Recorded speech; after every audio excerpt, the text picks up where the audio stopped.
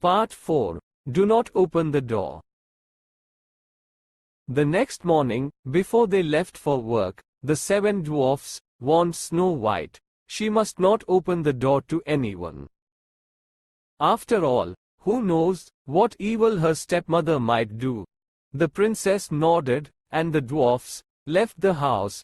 The princess prepared her first reading lesson.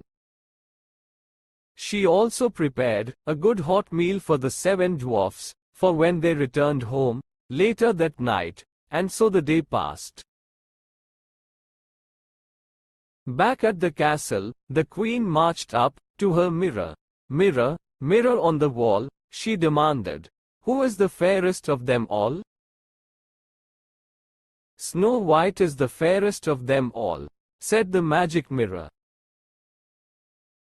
That is impossible, screamed the queen. The girl is no longer alive. Snow White lives, said the magic mirror, and an image on the mirror showed Snow White living in the cottage of the 7 dwarfs. The queen, filled with rage, she screamed, who does she think she is? Snow White will not get away with this. For more videos, subscribe and like my channel.